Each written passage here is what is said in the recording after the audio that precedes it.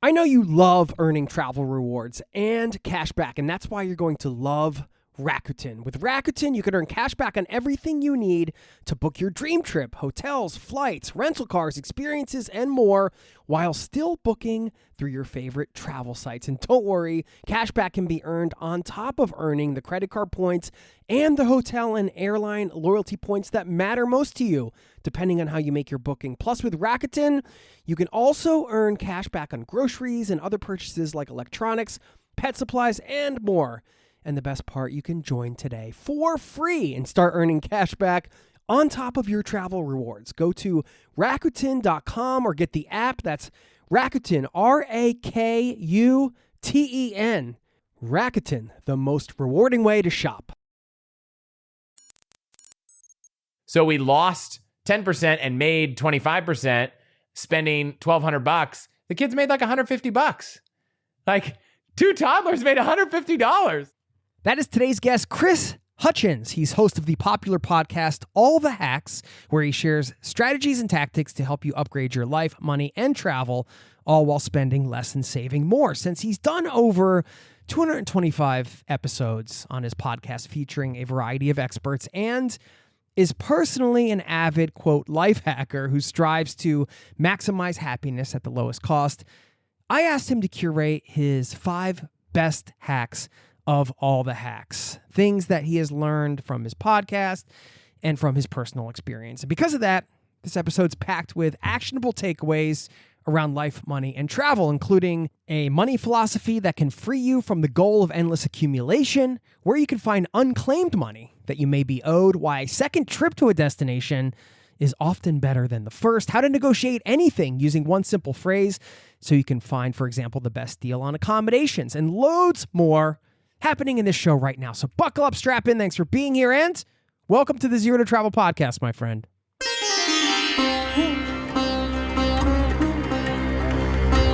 You're listening to the Zero to Travel podcast, where we explore exciting travel-based work, lifestyle, and business opportunities, helping you to achieve your wildest travel dreams. And now your host, world wanderer and travel junkie, Jason Moore. Hey, it's Jason here with ZeroToTravel.com. Welcome to the show. Thanks for being here, letting me bring a little travel into your ears today. This is the show to help you travel the world on your terms, to fill your life with as much travel as you desire, no matter what your situation or experience. As you heard at the top, Chris Hutchins is here, the host of the All the Hacks podcast. If you resonate with what he shares today, be sure to check it out. I want to remind you also, we have a newsletter, ZeroToTravel.com/newsletter. Keep in touch off the pod and join the community there. You can find out all the good stuff happening off the pod, and it's free to sign up. Stick around on the back end of this interview. I'll share a little rant, I suppose you could call it, on life hacking. I mean, are we supposed to be optimizing everything in our lives at all times? Is life about that? I do think there is a balance, but overall, of course, we want to do things smarter. We want to know about ways we can save and earn money, have great travel experiences. You're going to hear some of those ways today. But if you're curious, stick around on the back end after the interview. I'll share a few of the downsides of, quote, life hacking. Now, without further ado, here's my conversation with Chris. Please enjoy, and I'll see you on the other side, my friend. Cheers.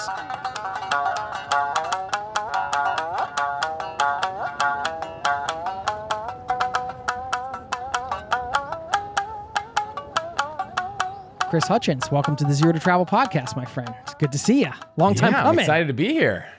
Hey, we got something in common, man. I was on your website, and what did I do with it? Well, I know people that are listening can't see, but I'm going to hold this up for you right here.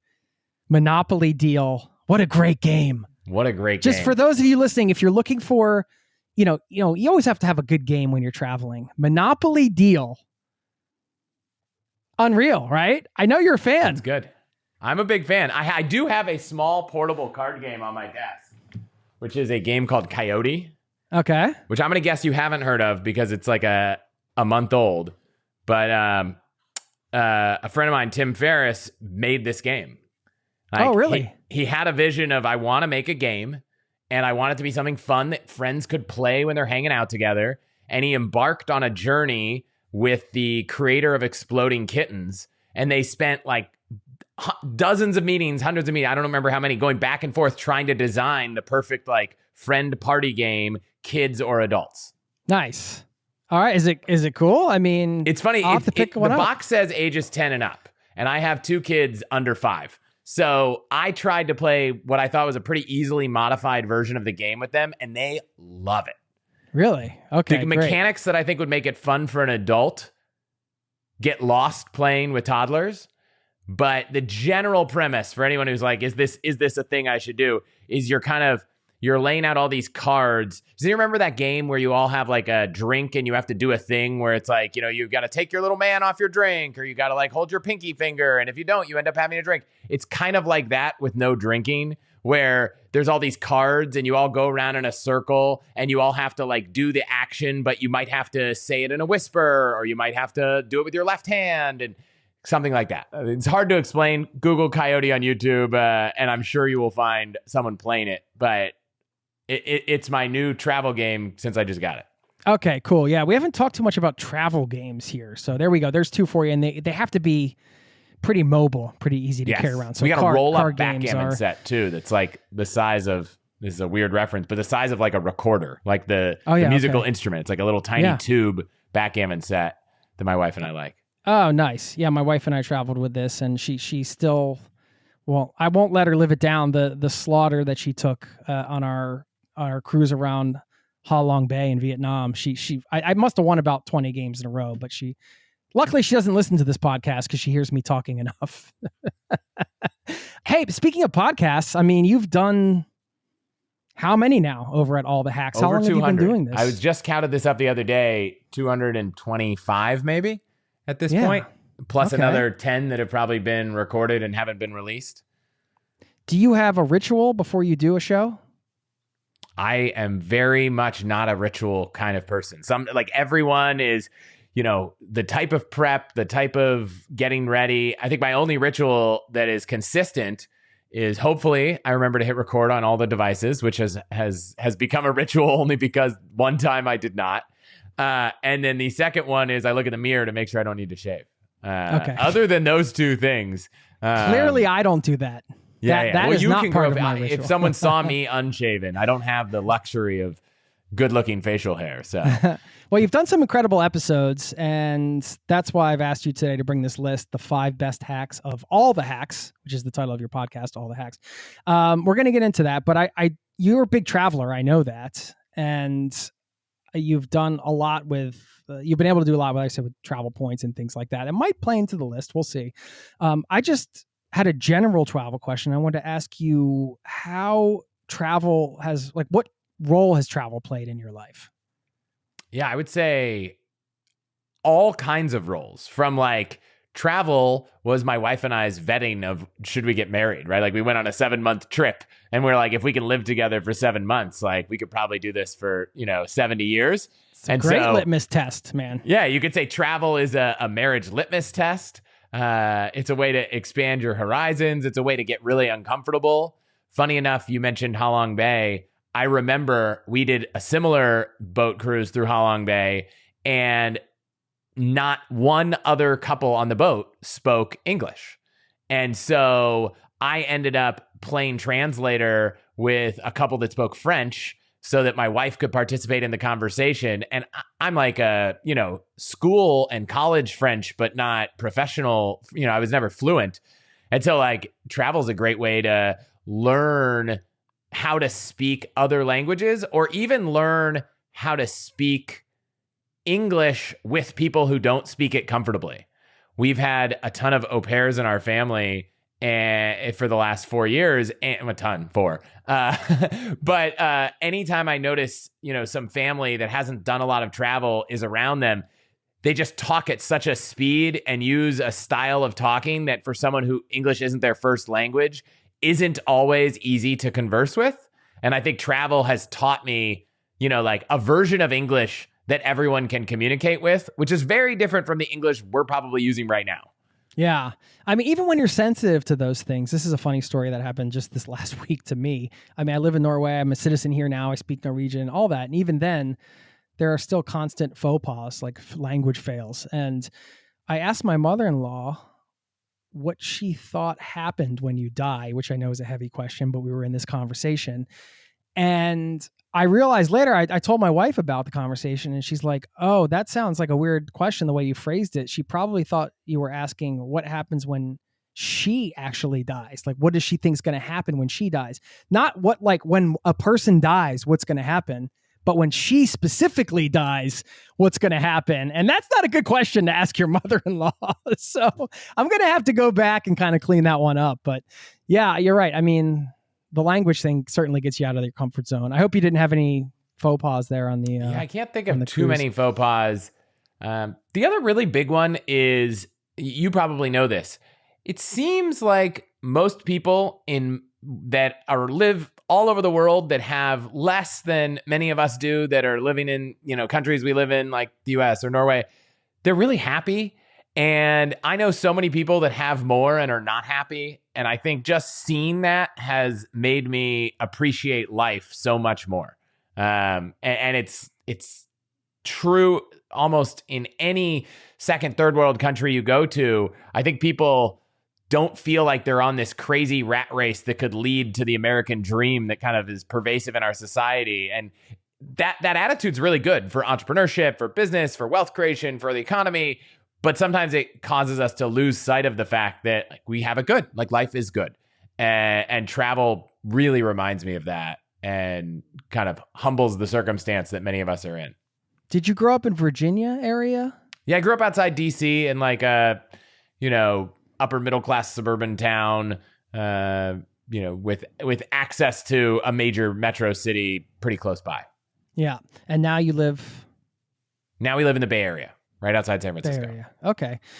So you mentioned travel, giving you that perspective on life. And I know a big part of what you do with your work and at All the Hacks is optimization is a word that comes up. Is part of your description for your podcast. Learn the strategies and tactics to upgrade your life, money, and travel, all while spending less and saving more. Chris is an optimizer who has saved millions by breaking down every aspect of life to maximize happiness at the lowest cost. I'm just wondering, for you, you mentioned like a good life in this perspective and sort of the chase for the American dream that can, who knows what that means anymore. Is optimizing your life a good goal? I think a version of it is a good goal. And in some ways, a version of it is a terrible goal, right? There's a lot of behavioral science research that shows that people who satisfice instead of maximize are much happier. So the data also shows they don't get the best outcome, but the best outcome doesn't always matter. So a great example, and I think the fact that I have a podcast makes this a little bit worse in my life because I use the fact that optimization can be content. But last night I was looking at flights, and we're going on a trip, and the flight was $210 for this one-way flight we wanted. And I was ready to book it. And then most of the time when we search for flights as families, we don't always think to go put all the number of passengers in. So I put the 4 passengers in, and now all of a sudden the flight's like $240. And I'm like, whoa, why is it so expensive? And then I was like, well, what if it's 3 people? At 3 people, it was back to $210. And so I was like, I looked, and turns out there were just 3 seats in that fare class. So I was like, oh, should I buy 3 seats in the fare class and then buy a 4th seat in another fare class and then reach out to United and have them like link the itineraries, because I want to make sure that I can pick the preferred seat for my wife so we all sit together. And then now we're managing 2 separate records. And I ran the math of what the actual price difference was, and it was about $30. Right. And so here I am thinking, can I get this done? And I couldn't figure it out online. So I messaged United support. I'm like, 30 minutes into this, I'm like, what am I doing? Like, and the irony of it all was that by the time I actually figured it out, and I'm not convinced this happened, but those 3 seats were not available. And I just had to buy the 4 seats at the $30 more price at the end of the day. There was no way to actually even do the thing, which was just a great reminder that I should have done the thing from the start. So I would say learning to optimize. And then, one of the things, one of the guests I've had on a couple times, a guy named Ramit Sethi, he wrote a book called I Will Teach You to Be Rich. And it sounds a little scammy in its title, but he's anything but that. And one of the things he often says is like, you've got to learn how to play the game at the level you are. And so I'm not at the level where I should optimize a family vacation for $30.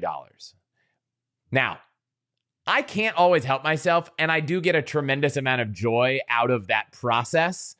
But at the expense of an hour of sleep last night, I'm not sure it was worth the trade-off. And so I'm still learning, but I catch myself frequently in those scenarios and say, yep, let's just not do it. And if I didn't have a podcast where I thought, oh, this would be a good story to tell of me going through this, I would have definitely been able to catch myself. But in some way, I'm like, well, if, anything that is part of the story of what I can tell on a weekly basis on the show, like that's actually part of my job. And in a way, I convince myself to do these things that, probably aren't worth it, but they're kind of fun. That's a good example. Yeah, the correct solution, by the way, Chris, was to buy the 3 tickets in that class and then buy your wife the first class ticket. Oh, yeah. That I have actually tried that on multiple occasions, and I don't think my wife appreciates it like I thought it would go over well. She's like, I would rather just sit with you guys. Like, Yeah. Now, I think if I forced her to, she'd be like, well, that was pretty nice. That wasn't too bad. No, I'm kidding. All right. So that's like, you can tie that to a monetary outcome, right? But are there other examples that you have in your personal life where you're like, you know what? Like maybe I shouldn't pay somebody to clean the house because there is value in, getting down on my knees and scrubbing toilets and, or whatever. Like I'm using that as a random example, but can you think of any other things like that you're like, hey, is this, sometimes I feel like you said, there's good and bad. And sometimes you can optimize so far that you take the humanity out of just being a person. Yeah. I mean, I think this is a challenge when we talked about doing the 5 hacks from all the hacks, one of them is going to be, learning to value your time and learning to buy, how you can actually buy more of it. And so I think you have to look and say, it's a tricky equation, right? Someone could go calculate their time and it would have really positive impacts and it can also have really negative impacts. So I'll give one example, which is, I think in this day and age with all the gig economy work, at any point in time, someone could probably go be a DoorDash delivery person, Uber Eats, Uber driver, Instacart, whatever your particular gig economy job in whatever country you're in. You could always turn that on. And depending on where you live, that might be $10 or it might be $40 an hour. And so in the back of my head, I'm like, okay, well, I have this minimum rate. Now, the positive thing there is if there's something that I could outsource, if I treat that rate as my hourly rate and I'm thinking, gosh, it's going to take me, 4 hours to clean the house, but someone else would clean the house for, I don't know, less than that cost, maybe. And I don't like doing it. That's probably a good use of my time. The flip side is if you sit down to watch a show on TV with your wife and you're like, well, is this show worth the fact that we could both be earning $30? Like, you don't want to go down that path because then you're like, I'm buying my entertainment. Like I'm paying $60 to watch a TV show with my wife. And then I'm like, well, I got to pay taxes. So it's not a full 60. You go down so I found that I've been able to just not think about it from my free time cost me money standpoint. But it's been really helpful for me to think about, should I be doing this task or should I be outsourcing this task using a tool like Upwork or using, bringing on a full-time person to join your small business, or just not doing something, or hiring people in scenarios where you don't get value out of it. I get a ton of value, not necessarily on cleaning, but on fixing things. And so like hanging a TV in our house on the wall. Right. Great example. I had a friend and he messaged me. He was like, who did you call? And I was like, I did it. And he's like, it seems like a waste of your time. And I was like, yeah, but like there's something that feels good about solving a physical problem. And so it's worth my time because the satisfaction I get out of it. Every time I see that TV, I'm like, I hung that TV on a tile wall. Like I figured that out and I had to go, run a wire through the ceiling and drop it down. Like I enjoy that. So if you enjoy it, that doesn't mean you should buy the time. But if every day you feel like you're, one of the things I've learned when it comes to buying time that's interesting is there are things that are obvious. Like most people probably know you could hire someone to clean your house. Like that's a thing that most people in the world know is possible. One thing that I just tried because I wasn't sure if it was possible. People probably also know you could hire a chef to come to your house and cook dinner. And they probably in the back of their mind think it's really, really expensive because it usually is. One time I just put an ad out on Craigslist that was like, I'm looking for someone to take some recipes each week, buy the groceries and make them, right? Like, I don't need a professional chef. Like, it's always funny whenever you cook something really great using a recipe and people are like, oh my gosh, you're such a great chef. And I'm like, I literally just followed directions. Like, I bought the ingredients and I followed the steps. And it doesn't take someone with a, extreme education to do that thing. And someone that lived in the neighborhood and was retired but looking for some extra work was like, oh, I'd love to do this. And the cost was pretty reasonable, like a tiny fraction of what you would have paid for like a fancy chef to come to your house and cook in your kitchen. So they would just cook a couple meals, put them in glass Tupperware, drop them off for 2 days, and we kind of would reheat them that night and the next night. And they made enough that we had leftovers for lunch. And the cost was very reasonable. And so I was like, wow, every day it felt like my wife and I were racing to finish work so that we could go get dinner done. Because as you know, and maybe things are different in Norway, but like once you have kids, you eat a lot earlier. So you're like racing to make dinner at the end of the work senior day. Citizen hours over here. Yeah, I know. And so that bought us back that like 30, 45 minutes when we're trying to wrap work up. And we can either, if we wrap work up, we can just go hang out with the kids instead of be making dinner in the kitchen. Now we like to cook, so we don't do that 7 days a week, but we don't, right now we've kind of put it on a pause. But it's something that for a solid year bought us, 30, 45 minutes a day, 3-4 days a week. And we got to spend a ton of time with our really young kids or finish up work that we would have stressed us out hanging out with the family later. So, yeah, everybody's got to make their own call when it comes to that and find the balance. And it sounds like you're able to compartmentalize that to an extent. Like you said, sitting down and watching something with your wife, you're not calculating the hours lost, and income or whatever. But if there's something you don't enjoy doing, there might be a way to outsource that activity. And then the other one that I think people miscalculate in their minds is the value of free time if you are in a profession where creativity and, out of the box thinking can pay off.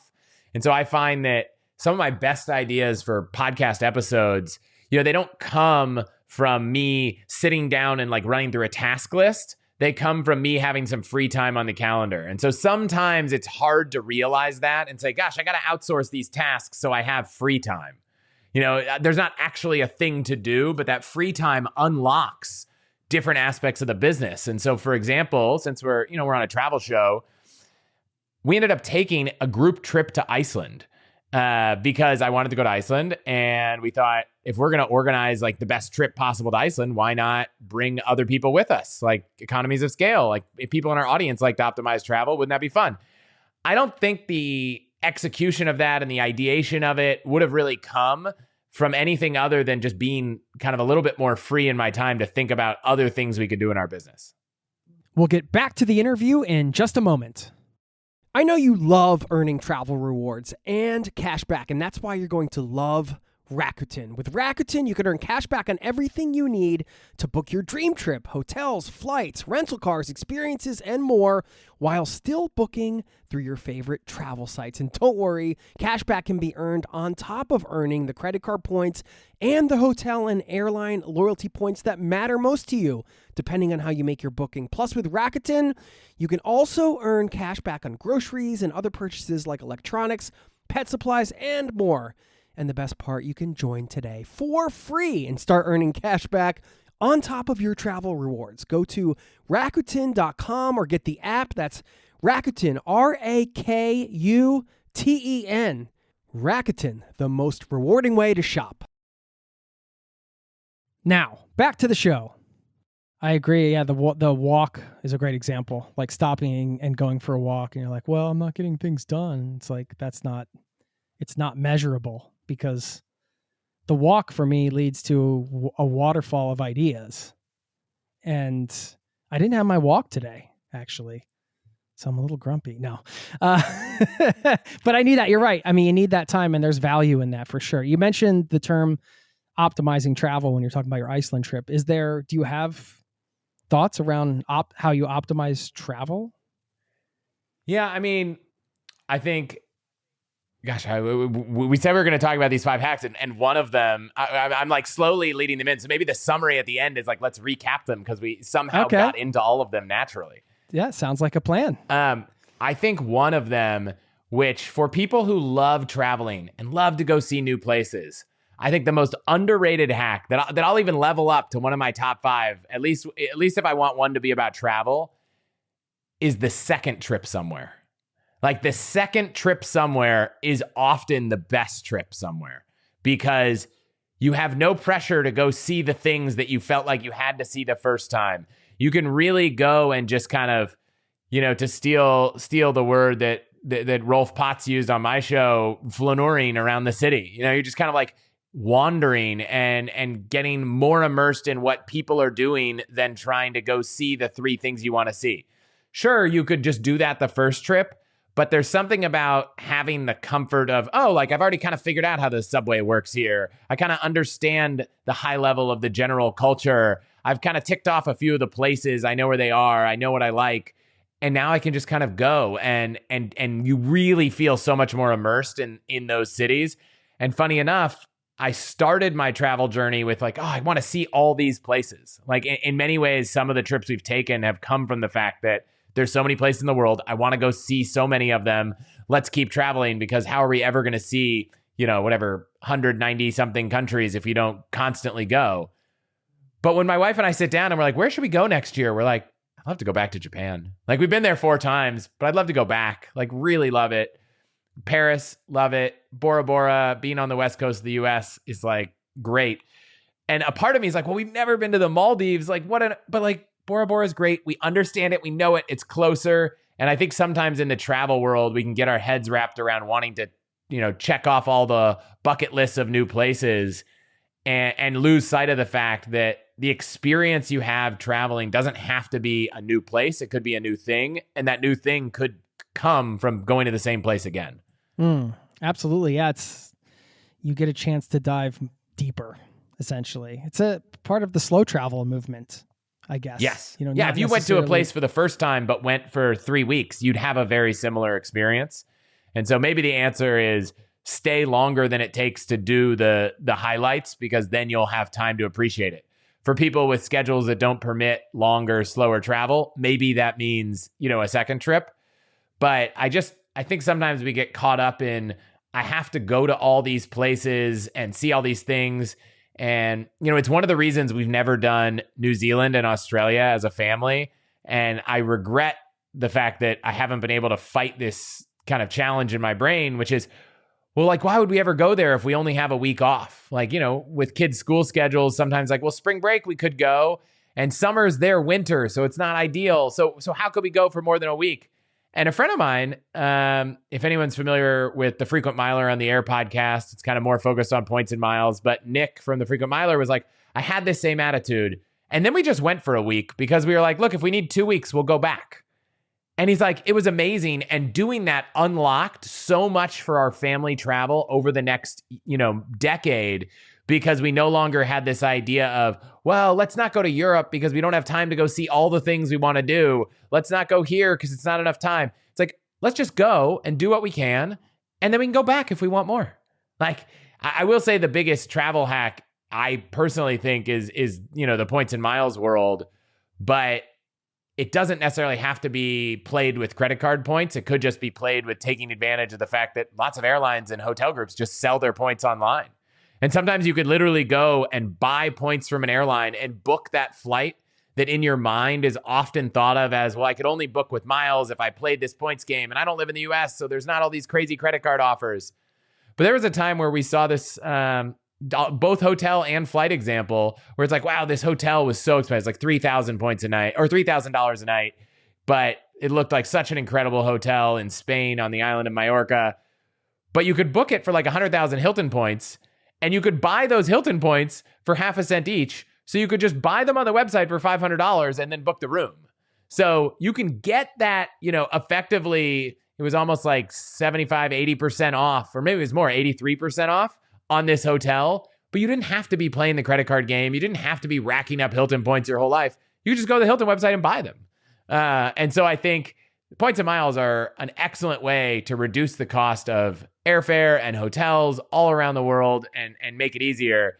And yes, it's awesome if you live in a country where you can open a credit card and get 200,000 points. But it's also awesome when airlines like Avianca sell their points for such a discount that you can also just effectively buy flights at, 60, 70, 80% off. Are there go-to places for you where you find deals like that aren't credit card related, or just news or resources? I would say Doctor of Credit, Frequent Miler on the Air, my newsletter. I would say once a month I'll share in my newsletter, hey, here are all the places where points and miles are on sale. There are some groups like Hilton and IHG and Avianca that are like very consistently putting their points on sale. I will, if I find it, I'll send it to you. You can put it in the show notes. But I ran through the analysis of this once where it was like, how often do these airlines and hotel groups put their points on sale? And for some of them, it's like all the time. Like, I want to say Hilton's points are like on sale as often as they're not on sale, and so for some of them, it's very rare. And for some of them, it's super expensive. So I don't think you're going to find a great deal if you need United miles. They don't seem to go on sale as often. And when they do, they're not cheap. But there are other groups where when they go on sale, it's just a great deal. And so I would say look for those. The ultimate compliment to a destination from a traveler is to return to it, I would say. You could include a destination on your favorites list, but if you're actually spending the money to go back, and since you mentioned being to Japan 4 times, I have to ask you about what it is that you love about Japan. The coming together of a totally different culture that seems to have so much respect for people and, the world and cleanliness and, calm, free spirits and, outdoors and all of the things. That's right. So add to that some of the best food in the world. So it's like you're going to this place where you experience a culture that feels both foreign and everything you want in a place that feels like you're in the future, eating the best meals of your life. It's just hard to not want that more often. Like, it's just all the things I want in a travel destination are like good food, efficient transportation, nice people, clean environment, something that feels new, but then places that have been there for, and a very heavy emphasis on craftsmanship, like quality things. I think the older I've gotten in life, the more it's not about trying to go have 1,000 things as much as it is to have 1 or 2 really nice things. So like I'd now rather buy a really nice jacket than buy, 7 H&M jackets over the next, 2 years. And Japanese culture really puts an emphasis on that and honing your craft and all that. So I just love it. Like I think it's one of the best travel destinations, and anyone listening who hasn't gone, I would definitely recommend. I really want to go with my family. So perhaps this is a slightly selfish question. Sorry, folks, but maybe you can loop some other tips in. Best advice for traveling in Japan with a family, and maybe if you have some other tips about, just planning it out and things like that. So with a family, I would say stay tuned. So I did an episode, which someone must be sharing it somewhere, but I think if you exclude the launch of the podcast, the episode I did on planning the best Japan trip ever with a guy named Brandon Presser, who has been to Japan probably 30 times, wrote The Lonely Planet, multiple editions about Japan, has been there to do luxury reporting for Bloomberg. So the entire spectrum of level of service and quality. We basically recorded an entire hour-long podcast about everything you need to know about planning a great trip to Japan. So I won't reiterate that. However, we just a week ago booked the first trip where we'll take the kids next April. And so now I was talking to Brandon and he was like, why don't we do he's like, is it time to do a follow-up? Because it's been the second most popular episode I've ever done. And it started off slow. Like the country episodes I do, sometimes people are like, well, I don't really want to go to Japan right now, so why am I going to listen to that? But the long tail on that episode has exceeded all but one other episode. And it's just a testament to how much people want to go to Japan. So my tips are probably not family related because we haven't done that yet. but will be if Brandon and I do an updated version on that. Stay tuned, because that'll be a big focus, because that's what we're doing. But more broadly, the same tips that apply to most places, which are like, don't overschedule your time, because you could walk down tons of streets and find tons of interesting stuff. And so I think it's hard when you're like, gosh, I could go to all the places. It's like, just add more days in every place than you think you need. Go any time of year. We've been in December, we've been in spring, we've been in summer. It doesn't really matter. Just like immerse yourself in it. It doesn't matter really where you stay. The transportation is so good. I would say the one tip is find like a local ryokan where you can kind of stay in a Japanese style hotel, tatami mats on the floor. That kind of thing is really a cool experience. Embrace the onsen culture of hot springs. If you are not yet comfortable being naked around people of the same sex, get comfortable, because that's what the hot springs is all about. Though being in Scandinavia, I assume you've probably been to some saunas and gotten comfortable there. Yeah. And then just eat all the food. Like, we rescheduled our day, so we had 4 meals instead of 3, just because there's just so much good food. You're just like, no, we need to get up earlier so we can squeeze another meal in. Yeah, we literally had 4 meals. I don't think that'll work with kids, but we definitely were doing 4 meals a day. How old are your kids? 2 and 4. What has fatherhood taught you so far? It's just an unlimited number of things. Patience. I think for anyone who doesn't have kids, I was never the person that like saw other people's kids and was like, gosh, I just love kids. Like, some people just love kids. I was like, they're fine. And so I probably had this question of like, gosh, how am I going to feel about mine? For anyone out there that's like, I feel that way, I love my kids, like to a degree that I couldn't even comprehend before having kids. But if you're a curious person in this world and you like learning things, there is nothing more amazing than being able to take all those things and both teach them and watch your kids learn them.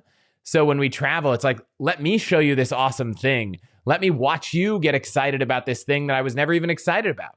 I did an episode with a guy named Derek Sivers, who's, I don't know, I'll call him like a modern philosopher, but it was a really fascinating episode. And in it, he talked about going to Paris with his son. And like, his son found a cardboard box and just kind of like wanted to walk around with the cardboard box for like an hour and a half through the streets of Paris. And he was like, great, we'll do that. And he's like, I felt like I saw a Paris I've never seen before, because I was watching it through my kids' eyes, like exploring whatever street they wanted to.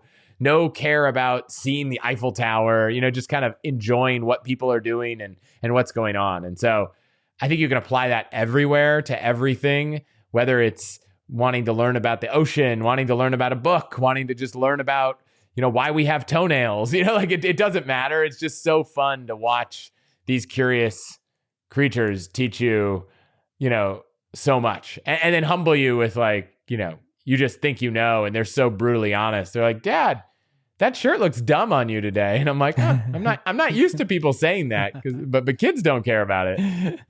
I love the honesty. Yeah. The perpetual beginner's mind too. It's always a nice reminder to maintain that sort of lens. Well, like you, it's an infinite number of things. I would say I can second everything you said about having children. And also, you're really trying to become a better human for somebody else. And that opens up a whole can of worms. I'll just say that. Are you willing to dive into the things, or am I willing to dive into the things that need to be dived into that are coming up? And, having children reveal some things you didn't even know about yourself. And then also, good and bad, I would say. And then I use bad with air quotes, but things that are perhaps needing to be either addressed or understood a bit better, perhaps, about your own psyche, your own soul, your own upbringing. It goes deep, man. goes layers and layers deep, as you know. That's why there's whole other podcasts around this, but this isn't one of them. If it was one of them, I would be speaking more eloquently about the topic. All right, how many hacks have we covered, actually? Because now I'm confused. I mean, there's been a lot going on here. Okay, so we're at least 2 or 3 in. Yeah. So 2 of them were go somewhere twice and value and buy your own time. Yeah. Okay. So you want to move into the third one? Yeah, let's do it. So I mentioned that the episode with Brandon on Japan was the second most popular episode of all time. The first was an episode with Bill Perkins, who wrote a book called Die with Zero. And rarely in life does learning something so abruptly change something in your life that was such a core piece of you. Like I haven't had the experience I had of talking to him frequently, if ever else. And in that moment, so the premise of the book, which is like not a crazy premise, is stop trying to accumulate. So, like this Scrooge McDuck world where you're like, I just want more, more, more. How much has my net worth gone up? How much has my income gone up? I just like save. His premise is most people who do that end up with more money than they thought. And, they're conservative and they end up with more money. And I realize there are millions, if not billions of people around the world who are not in this situation. So like, I'm consciously aware of that.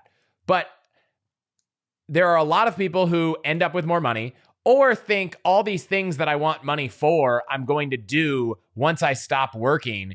And it's very hard to do them. And travel is a great example. Like I think about my parents and I'm like, oh, do you guys want to go on a trip here? And they're like, we don't want to walk around everywhere all day and see everything.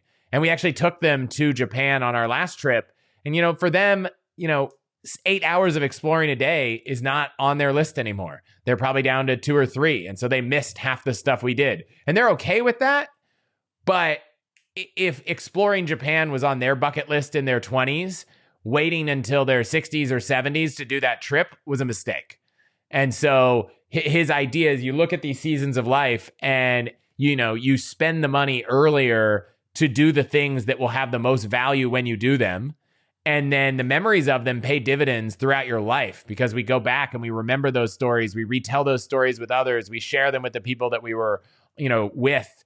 And then, at the end of the day, the goal is to get to zero. So it's actually to spend your money, and not just constantly accumulate. And I remember my wife and I, we always had our family meeting. It wasn't as formal as some others. And we're like, all right, here's our net worth goal. How are we tracking towards it? And after my wife had not heard the interview because I had just come out of it and she was like, how are we working? I was like, I don't know if I care about that goal anymore. Like that goal implies that we just want to increase and increase and increase. What if this year the goal is to decrease our net worth because it's the right season of life to start using some of our savings to do things that we can only do when our kids are young? Like in a moment, all these things changed in my life about how I think about money. And so you can read the book. I think Bill has a very colorful vocabulary. And so it's the only episode I've ever put don't listen to this with your kids on speaker and, put some headphones on disclaimer at the beginning of the episode because he uses some choice language. But there's something about the way he is so extreme and in his conversational style that really just kicks the ideas into your mind in a way that kind of reading and skimming through a book didn't do for me, reading his book. And that conversation, I think it was episode 91, just left me with a whole new perspective. So I would say that the hack, if you will, and you'll notice that when I say hacks, I'm not talking about things that are like, say this thing at the Starbucks counter and get 50% off. Like to me, a hack is really like a big mindset shift that can change your life and have a huge outcome, like outsized outcome. And so it is taking this new perspective of life is not purely about accumulating wealth. And I think, especially in the States, that's just such a kind of thing that's beaten into us in society, and escaping from it is really freeing. And that doesn't mean you need to go all the way down the other side of the kind of really extreme, cut all costs at all expenses and stop worrying about making money. But there's a happy balance in there.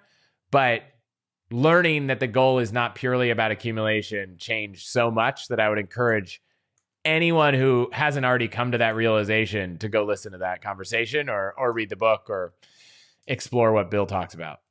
We'll get back to the interview in just a moment. Now, back to the show.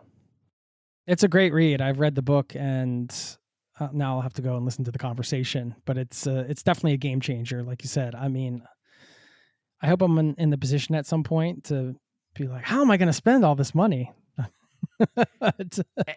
And I don't think it. I think there's this perspective of, well, look, Bill's probably like if not a 100 millionaire, maybe a billionaire, but I don't think it necessarily applies completely to you need an unlimited pool of funds to change your attitude, right? Like I don't have enough money to stop working and keep doing everything we're doing for the rest of our lives without doing any work and making any money.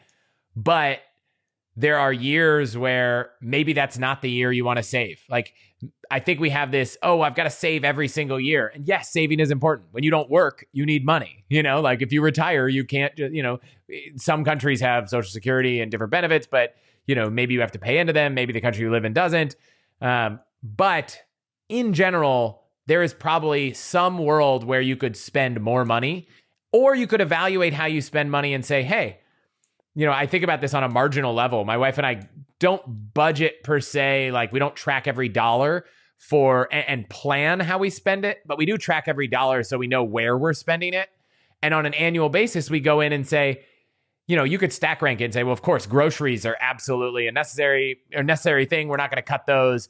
And then you could start to look at all the things you spend money on. And you could say, hey, what's the thing we would cut if we had to cut 5%? And then look at that and say, what's the thing we would add if we spent 5% more? And ask yourself whether those things are inversed. And it's very possible that the thing you would cut if you had to reduce 5-10% of your spending is actually not as interesting as the thing that you would spend money on if you added 5 to 10%. And so that gives you a chance to spend money more intentionally. And I think that's really the theme. The theme is look at your life, look at where you spend money, and make sure you're not spending inconsistent with what you want to get out of life. And it doesn't have to mean you have all the money to stop working or have millions of dollars, but the intentionality around where you spend. And for lots of people that grew up very frugal, just learning to spend is hard. Like for me, it's like, even though I have enough money to spend money on certain things, I'm still spending an hour trying to save $30 on a flight. Like, so learning that it's a slow process, but that book was very helpful and that conversation. So that's one of my 5. I love that. No, that's well said too. I agree. You don't necessarily have to be a multimillionaire to take advantage of the messaging there. And I think it fits perfectly the definition you shared about a hack, which is like basically a big mindset shift, right? So looking at it financially, I had a powerful experience with that book as well. And I feel like for travelers listening, not that we need permission to spend money on travel, but it will definitely give you the mindset and encouragement to go and do so and maybe feel less guilty about it. Yeah, totally. Okay. So the next one. This sounds so coy as a phrase, like always negotiate, but I want to explain it because I don't mean always negotiate, at the grocery store, hey, can I get these eggs for 10% off? That's not what I'm talking about. But I think there are a lot of things in life that we forget are negotiations. And I have so many examples of what that could mean. And in those places, starting to actually learn to do this is so valuable. I have a woman, I'm pulling up this email because she was like, I really need to share this because I listened to your episode about negotiating and I've gotten all this training done. And finally I went and negotiated with my boss. And I over the last 4 years, I've managed to get, a raise all 4 of the last 4 years. But not only that, I was able to get a colleague of mine who has the same certification. They also got raises as well. And it's just one of those things where oftentimes companies aren't always looking out for you and it's kind of on you to look out for yourself. And just asking the question, hey, what would it take for me to get an increase in my salary this year? Or can I have this increase? Sometimes it just happens. And in her circumstance, every year she asked these questions, and, she said they weren't huge raises, but it was like 3, 3, 5, and 3%. And when you compound those over 4 years, that's a really big impact, especially over the last 4 years. And so that's one. And she just didn't know it was something she could do, and finally did it. And so that was one. On the travel front, I talked to an Airbnb host who told me that a good majority, maybe not majority, but a very reasonable number of the bookings are negotiated. And I was like, what? Like, I remember when I first heard this, I didn't believe it. And I just kept asking for more. And he's like, yeah, all the time. People are like, hey, I want these 4 nights. It's this price. Can you do lower? And I was like, it didn't even cross my mind that was a thing you could negotiate. And we were about to go on this trip to Paris.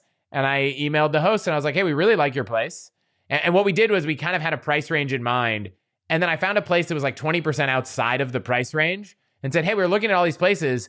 They're all in this price range. Your place is much nicer, which is probably why it's priced 20% more. But we can't afford it. Like, if you could do this price that these other people that are kind of similar, like your place is a little nicer. I didn't use all the words, but I basically was like, there's a bunch of places that are similar. If you could match this price, we'd love to book with you. And I found a place where the nights we wanted perfectly fit with their other reservations, right? It was like, so someone else could come and book 3 nights with them, and then they'd have a 1 stranded night. So I knew it was really appealing to them to be able to fill every night 100% without having 1 night stays. They were like, sure. And I was like, God, I should have gone lower. That was one. If you don't live in the US, this is probably not a thing. And if you do, it's a big thing. But I did this episode with a guy named Marshall Allen about fighting back on healthcare bills. And like in the US, medical care is super expensive and the system's crazy. And for all the non-US people listening, you probably already know how crazy it is, but even if you haven't experienced it. But you can negotiate most medical things. You can negotiate the cost of medical care. You can negotiate, how things get categorized. You can negotiate with your insurance company. And, I think in his example, and he has this book, I think it's called Never Pay the First Bill. He's had people that have cut medical bills in half just by following like 4 or 5 steps of negotiating. And you can go in and say, hey, is there a cash price? And so many medical facilities in the US will be like, oh, you're paying cash? We'll give you 40% off. I went to my dentist and I was like, hey, if I don't have dental insurance, is there a better deal? And he's like, oh yeah, we have this plan. And the plan they have is actually better than the dental insurance plan. I didn't even have to negotiate. They just had a thing. And so I think on one hand, negotiating can unlock a ton. On the other hand, being the person that is always negotiating it might not make you feel good. And so one of my mentors, a guy named Andy Ratcliffe, is a really successful entrepreneur and venture capitalist. He shared in, I think the first episode I did with him really early on, his negotiation strategy. And I've adopted it and I use it all the time. And all he does is he would say it as, I just put the gun in the other person's hand and I let them fire. And that's probably a bit of an extreme example, especially for it's a for very the American crowd. example, Chris. It's a very American example. But the idea being, I'm constantly saying, hey, you know what? Whatever you think is fair is effectively another way to say it. So I'm like, hey, someone says, hey, what price do you want? You know what?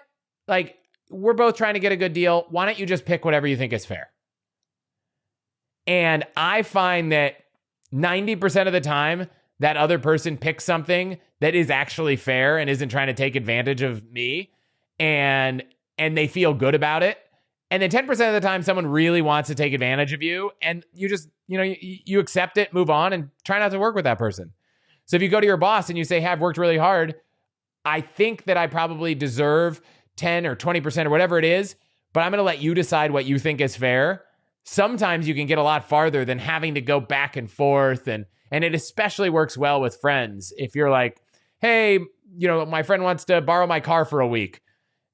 Don't play the game of, well, Turo charges this and that. Just say, hey, there's some cost to this because it's going to be wear and tear. Whatever you think's fair, that's fine. And it's just such an easy way to negotiate that results in really great outcomes and feels good. And isn't, maybe it's kind of like the Satisficer version of a negotiation, but it's been super effective for me. Yeah. Nice. I love that. You reminded me when you were telling the story about the dental program that one time, this happened in Colorado, I was in the chair at the dentist office, literally like mouth open, like, drool coming out of the side of the corner of my mouth. And they were telling me I had like 2 cavities to fill. And I was like, well, how much does it cost? I negotiated in the dental chair, and he's like, oh, well, I forget what he said. It was like $200 or whatever. I was like, well, that's quite expensive. Like, if I can come back and do it, or like, I'd rather get it done right now though. Can you do 2 for, 200 or whatever? Yeah, I'm already in the chair. And he said, well, yeah, I'm here. Like, let's do it. Like, can we, come down on price? And he did. It's just so funny because it was a strange moment because I had never imagined negotiating in that circumstance. But then in the moment, I was just like, well, what do you have to lose? No. Yeah. I do it on live chat. You're buying something from some retailer online. I'll be like, hey, live chat. I see the little icon in the bottom right. I'm like, hey, I'm about to check out. It's pretty expensive. Not sure if it makes sense. Any deals you have right now? And I've gotten everything from like, great, refresh your cart. I just took 30% off. And I'm like, well, that's really cool that you could even do that. To here's a promo code. And one time someone was like, I've got nothing, but if you go search the internet, we have a really great referral program where you're going to get a deal if you use someone's referral. So I'd encourage you to go search around for one. Yeah. And sometimes people they say just no, tip you off. but you could just ask. Yeah, you can always ask at hotels too. Of course, at the front desk. I always used to ask in kind of like a cheeky way, I guess you would call it. I'd be like, hey, like, I see you typing in the computer there. Do you have any like super secret discounts going on in there, that you can find? Or you guys have something going on back there, And 9 times out of 10, they would hook it up. And so, yeah. This doesn't fit into one of the 5, but one of my favorite things is if you book a hotel and you book it directly with the hotel, just email them in advance and be like, hey, we're coming. We're staying at your hotel. We're really excited. If you're celebrating anything, let them know. And follow up like 2-3 days before check-in and say, hey, we're still planning on coming. Really excited. The treatment you get for kind of like opening the door for that hotel to win your business and like build your loyalty is so incredible at what happens. And I've got hundreds of emails of everything from nothing to free upgrades to embroidered pillows with your initials on them to champagne to like, decorating the room with balloons for a kid's birthday and all kinds of stuff. And again, it's like, you're not asking them to do something and getting upset if they're not. You're kind of like, hey, you're giving them an opportunity to showcase their hospitality. And more often than not, hotels will take you up on that if you book directly with them. If you go book with like TripAdvisor, Travelocity, Expedia, and then you do that, I would say it's going to be more like 1 out of 10. But I would say more often than not, especially at a hotel that, has a kitchen to be able to send up an amenity of food or champagne, has, upgraded rooms that they could move you into or better views. If you're staying at like a hostel, emailing them is probably not going to get you much. But in many scenarios, I think it's super, super valuable. Nice. Okay. We're on to the final. I know, the final one. And then I got like a little 10-second bonus. So the final one came from an episode I did recently with a guy named Kai, who's made an entire business out of finding deals and like turning them into income.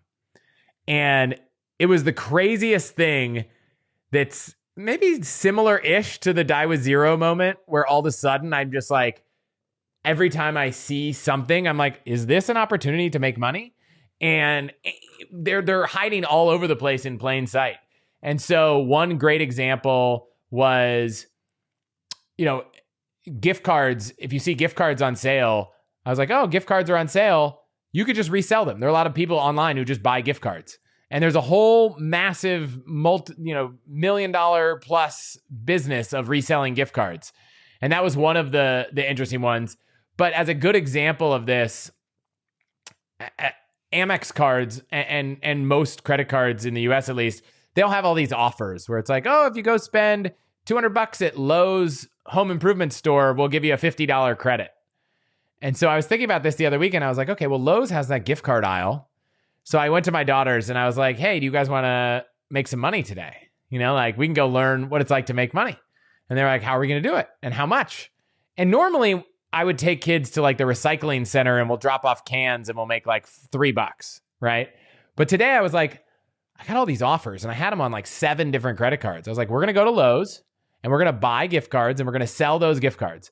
So we bought, I think I had, let's call it 6 because the math's easier. I bought $1,200 of gift cards and sold them at 10% off. So I lost money on the gift cards, but the Amex offer was 25% back on the each $200 purchase. So it was 50 off 200. So we lost 10% and made 25%, spending $1,200. The kids made like $150. Like 2 toddlers made $150. Like afterwards, they were like, "What can we buy with this?" They were like, "Could we buy an ice cream?" I was like, "We could buy ice cream all week." You're like, "Yeah, go ahead. I'll keep the change." It was really funny. They were like, "Really?" And they were like, "Could we buy you and mom ice cream?" And I was like, "Go for it." And so I'm looking all the time at, oh, this thing is on sale. Maybe I don't need it. Let's not buy it if I don't need it. But is there a way to turn that deal into something else? And sometimes that's saving you money. I know people that switch their cell phone carrier every month for some lucrative promotion to get the new iPhone. And like, yeah, it's a little bit of time, but if you're going to buy an iPhone every year and this will let you save $1,000, and then they're like, well, what if I don't need an iPhone every year? What if I switch carriers for my whole family? We get 4 iPhones and then we just sell them. Now all of a sudden I made $4,000 selling iPhones. And so Kai, who I interviewed, just has this kind of mental model of always looking for these deals. There are all these meal kits in the US that will send you like ingredients to make dinners for the week. And I'm sure this exists around the world. So he would go and order a meal kit, get the free one. And he was like, gosh, but there's like 30 companies offering this service. So for 30 weeks, he just tried all 30 of them, got his free meal kit, made dinner with it. And in some of them, he noticed that it didn't matter how many people you were. You always got your first week free. So he would order a meal kit and he would order it for like 10 people in his house. And he'd have all this chicken in the freezer and, all this stuff.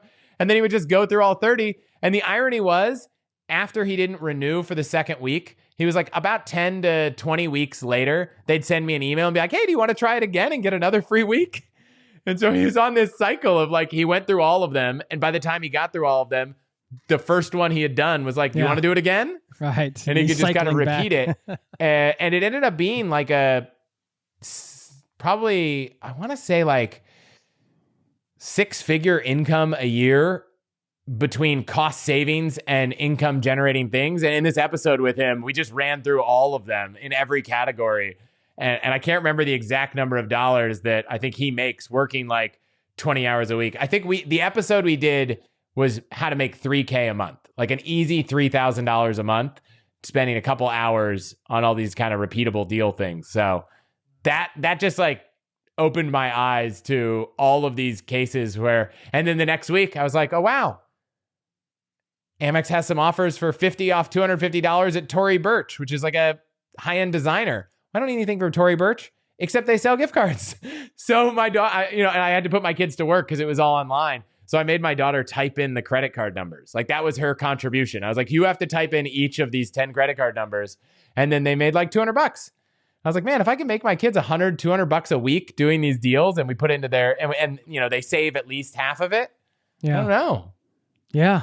They're not going to be dying with zero. That's the perfect example of what I would think of when I think of a hack, Yeah. Well, I had to at least include one in that bucket. That's awesome. And I'd say I'm going to bundle this bonus one into that one. And I don't know if this will work anywhere but the US. But every state in the US has a place where when companies owe you money and they can't find you, they just send it to the state to manage it. And there's these unclaimed money databases. And so you go in and you say, oh, I live in Colorado. Let's go to Colorado unclaimed money. Let's put in my name and see what's there. And I would say I ran the numbers on this by polling my audience. Like 50% of people found money, if not more. I can't remember the exact number, but it was a large percentage of people found money that they were owed. A meaningful percentage of people found over $100, and something like 5% of people found over $1,000. Sometimes it's I canceled my phone bill or my phone or cable when I moved, and they never refunded me, or they mailed the check to the house that I no longer live in. Sometimes it's, I paid for a medical thing and then my insurance company later covered it. And so, the medical company needs to refund me and they never did. It used to be that flight credits didn't always expire. So I had like $100 from Delta that they tried to get, it was like a gift card that after 5 years I never used, and they said it never expired, but they didn't want to carry it on their books. So they sent it to the state. So there's all these little things. You might only find 20 cents, and it might not be worth your time. But if you live in the States, go search your unclaimed money database. And I would say, send Jason an email, or send me an email, or send us both an email if you find anything meaningful. And it would blow my mind if at least one or two people didn't say, wow, I found $500, $1,000 or more. Nice. Found money. Nobody hates found money. Before I let you go, great list, by the way. Thank you. Of course. Yeah. Well, let people know what you want them to do. Just check out the pod, or give them the 101. Yeah. I mean, if you're listening to a podcast now and this episode's wrapping up and you want something else, go to search All the Hacks and you'll find my show. Each episode's kind of a deep dive into something.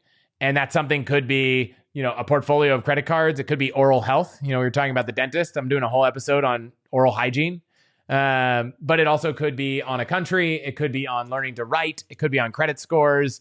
It could be on insurance. And so scroll through, find something you're looking to optimize in your life and have a listen and hopefully enjoy. And if you want, an update every week on kind of the best deals, like I mentioned, when miles and points are on sale, you can go to allthehacks.com/email, and we do a weekly newsletter every Saturday morning. Cool. How are you using AI? I mean, I probably use a AI tool multiple times a day, every day, but not in any extreme crazy way. But it's just become my research. Like every arm of research, it's just insane how knowledgeable it is. So I was trying to figure out a way to get Japan Airlines status the other day, right? Because there's a way to get it, and you get it for life. And if you hold it, okay, if you get Japan Airlines 1,500 Japan Air life points, you get status for life. They'll send you a card. That card will let you into any One World lounge when you're traveling. So you can go to all the American lounges, anything for your life. And one way to get it is to get the US Japan Airlines card and spend $450,000 on it. And it is not a lucratively earning card. So that wasn't great. And then one of them was that you could buy, and this is designed for Japanese residents, but it said, if you hold Japan Airlines stock on, I think it was March 31st, and then you vote in the annual shareholders vote, and you still hold the stock on September 30th, you will get a life status point for every share you hold. And I was like, okay, how do I buy a Japan stock? Can I even vote for this stock if I don't live in Japan? And how does this work? And I literally went to ChatGPT. I was like, how could I buy Japan Airlines stock as a US citizen and vote in the shareholder meeting? And it's literally like, use one of these brokerage firms that lets you buy it internationally. They'll send you this letter. Here's the website where you register to vote on this. Like something that would have been much, much harder for me to look at. That's one. I'm literally going through what was that 90s pet that people had in water that was kind of like a sea creature? And it's like sea monkeys. And I was like, great. I could have searched for it, but I just got an answer in a couple seconds.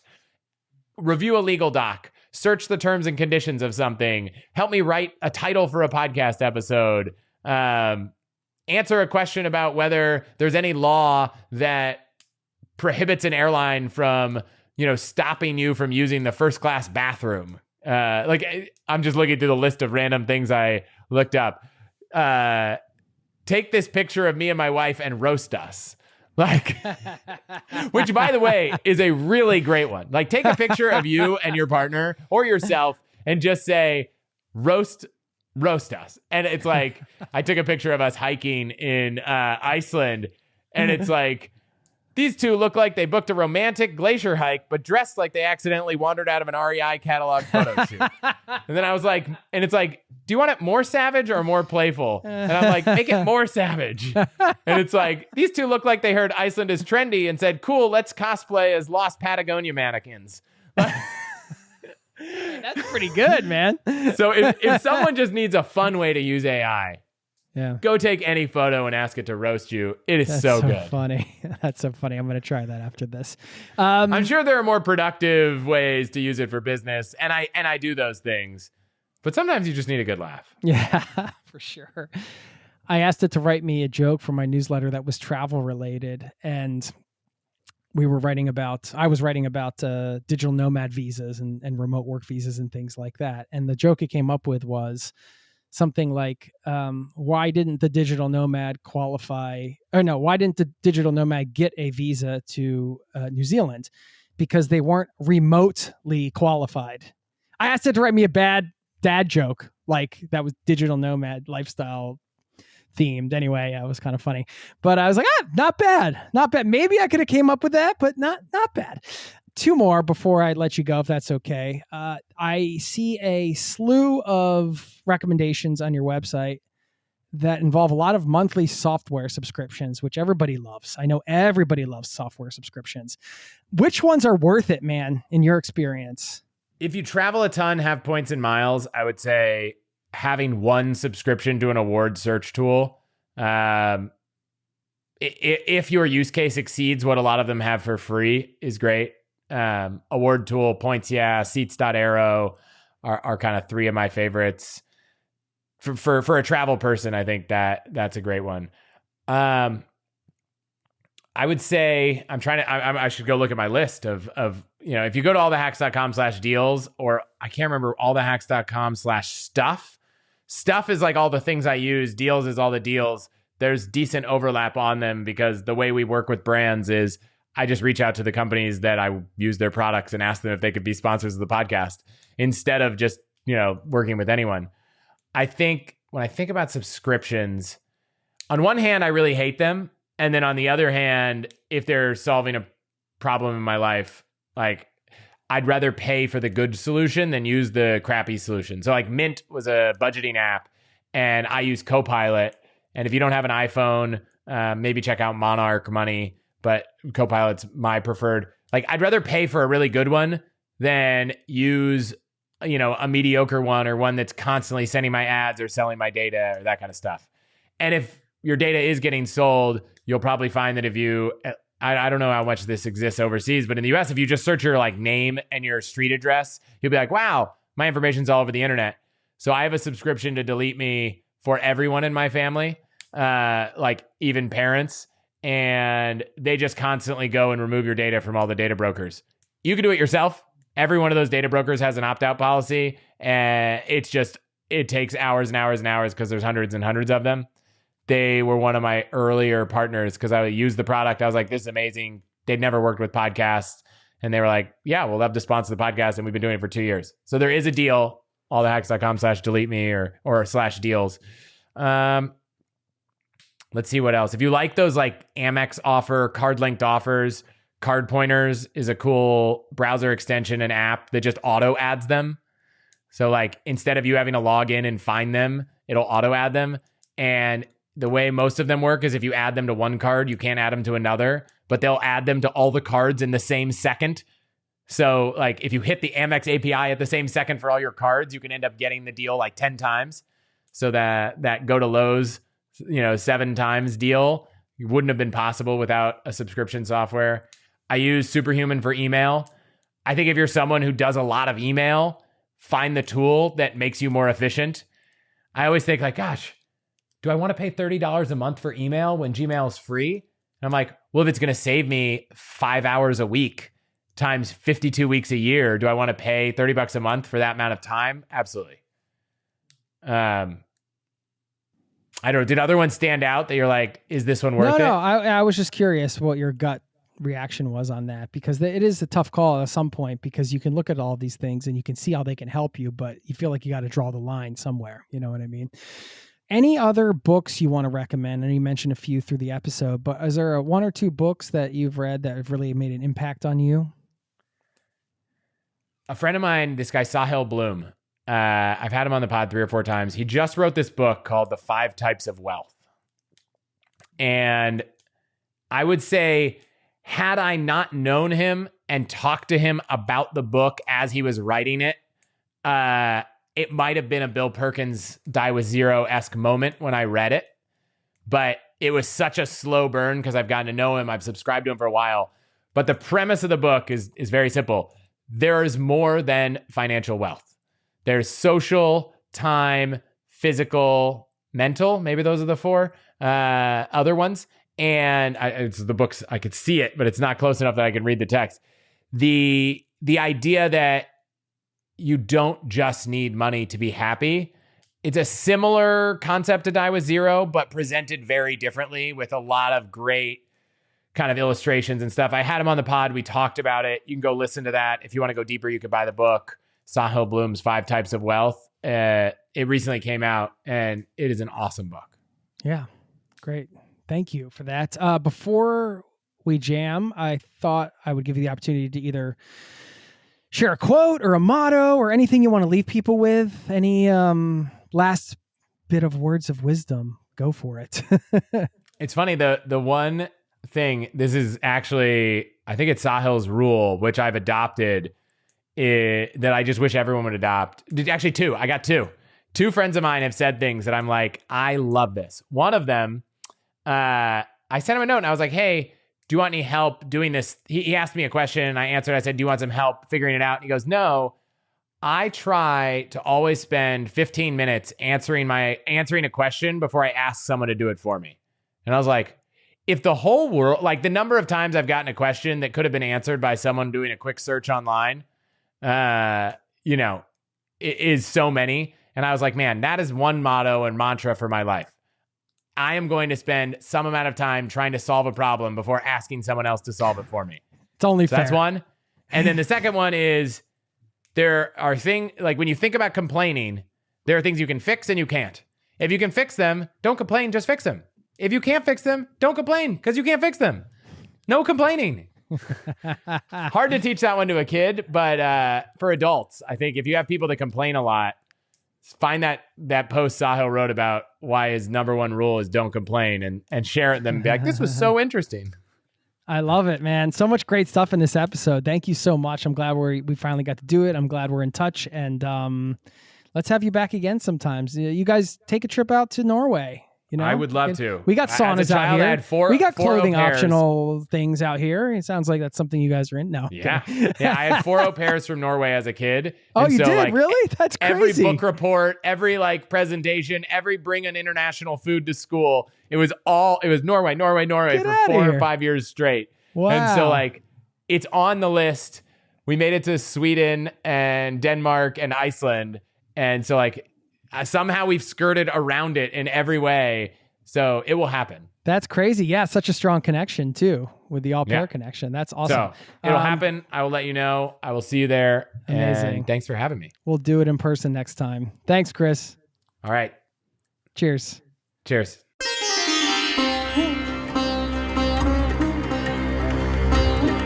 There you have it. Thanks to Chris Hutchins once again for taking the time to go back and pull out those best hacks of all the hacks. And you can check out his podcast and his website. We'll link up to it in the show notes. I did mention during the intro, life hacking has downsides like anything else. I'll share my overall takeaway at the end. I think this episode was super useful. So this is not a knock on Chris's work or anything in this episode. Of course, I want to do things smart like everybody else. And when you find out some of these quote unquote hacks, then they can really help you out in business, in life, in travel, and certainly have helped me over the years and trying to do things smarter. But when you embrace life hacking as a core philosophy of your life and you're really married to that philosophy, let's say, I think some of the downsides I wanted to point out is, number one, just trying to get caught up in figuring out the right hack, trying to do things perfectly every time. This can lead to inaction or, chasing some kind of version of life where everything's perfect, which of course is not realistic. So we have to be aware of that, not set ourselves up for this idea that we're going to find all the perfect hacks all the time. We're going to optimize everything and everything's going to be perfect all the time. And if things don't work out, then, it completely throws our day off. It completely throws off our morning or our afternoon or whatever. So something to be aware of there. I think also there is this idea of like a false sense of control. Life hacks can sometimes make us feel like we're in control of all these aspects of our life. But actually, we know life is messy. Most things are simply not controllable. And, maybe like a pandemic is an example of that. We all went through that, not to bring that up again. But when something like that happens, we realize how little control we actually have over a lot of things. And, if we get into like this sort of life hacking, optimizing life philosophy, that's cool and that can be super beneficial, but we should also keep that in mind. We can't control a lot of things, and things are going to happen. And of course, lastly, we are human. We're not factory robots that need to be optimized at all times for a bigger bottom line or for more productivity. For example, yes, you can hire a cleaner. I have myself to save time, especially during busy parts of life. But I also know there are feelings of, for example, presence and pride in washing dishes, and reminders of humbleness and humility when cleaning toilets. You don't get that if you don't do that regularly. You can also hire a cook or go out to eat all the time to be more productive, let's say. But what about the feelings of satisfaction you get when you cook a new recipe to perfection, or you discover a new use for a spice, or you see the smiles on the faces of your family or your friends or the people you're serving as they dig in to something that you made with your own hands? So is slowing down to do the normal daily activities and learning to embrace and find joy in all of that and in everything that comes with that, is that the ultimate, quote, life hack? Maybe just finding peace in the everyday messiness of life and being human is the most important, quote, life upgrade of all.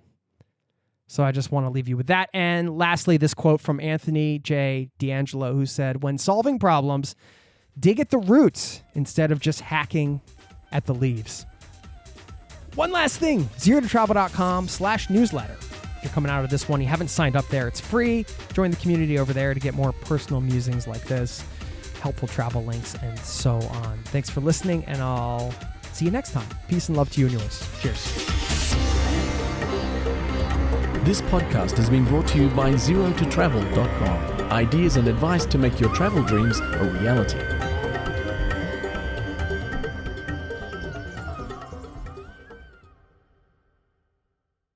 It's tax season, and at LifeLock, we know you're tired of numbers. But here's a big one you need to hear. Billions. That's the amount of money in refunds the IRS has flagged for possible identity fraud. Now here's another big number. 100 million. That's how many data points LifeLock monitors every second. If your identity is stolen, we'll fix it guaranteed. One last big number. Save up to 40% your first year. Visit LifeLock.com/podcast for the threats you can't control. Terms apply.